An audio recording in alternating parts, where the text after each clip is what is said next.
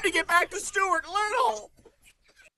In Chapter 3, we find out that Stuart loves waking early in the morning and doing his exercises and his ablutions.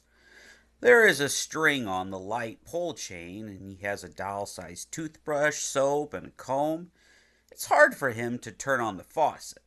However, until his father gives him a little hammer that he can use to pound it with. Let's find out who our mystery reader is for Chapter 4. Take it away. Hello, Woodview crew! Mrs. Taylor and Mrs. Miller. We're here to read you Chapter 4 of Stuart Little. I hope you enjoy. Here we go. One fine morning in the month of May, when Stuart was 3 years old, he arose early as was his custom, and washed and dressed himself, took his hat and cane, and went downstairs into the living room to see what was doing. Nobody was around but Snowbell, the white cat belonging to Mrs. Little.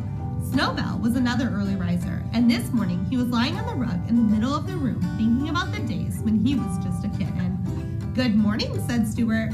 "Hello," replied Snowbell sharply. "You're up early, aren't you?" Stuart looked at his watch. "Yes," he said. "It's only 5 minutes past 6, but I felt good and thought I'd come down and get a little exercise."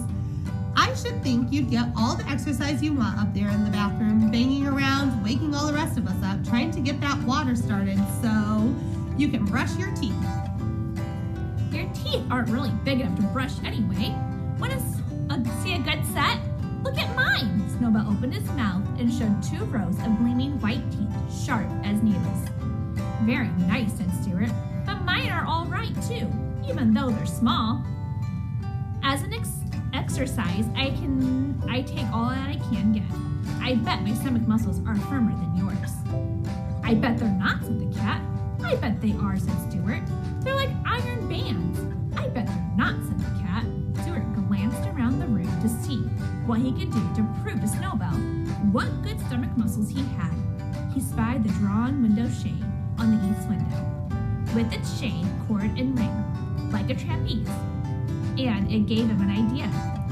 Climbing to the windowsill, he took off his hat and laid down his cane.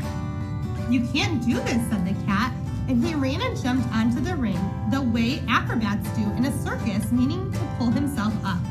A surprising thing happened. Stuart had taken such a hard jump that it started the shade.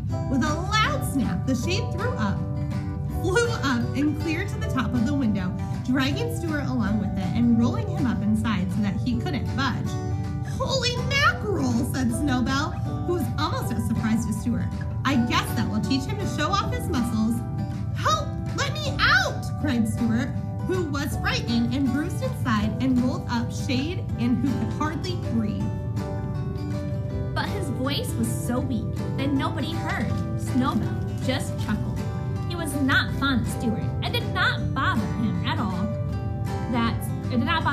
that Stuart was all wrapped up in a window shade, crying and hurt and unable to get out. Instead of running upstairs and telling Mr. and Mrs. Little about the accident, Snowbell did a very curious thing. He glanced around to see if anybody was looking. Then he leapt softly to the windowsill, picked up Stuart's hat and cane in his mouth, carried them to the pantry, and laid them down at the entrance to the mouse hole. When Mrs. Little came down later and found them there, she gave a shrill scream, which brought everybody on the run. "It happened!" she cried. "What has?" asked her husband. "Stuart's down the mouse hole!" Hope you enjoy reading the rest of the book, kiddos. Bye!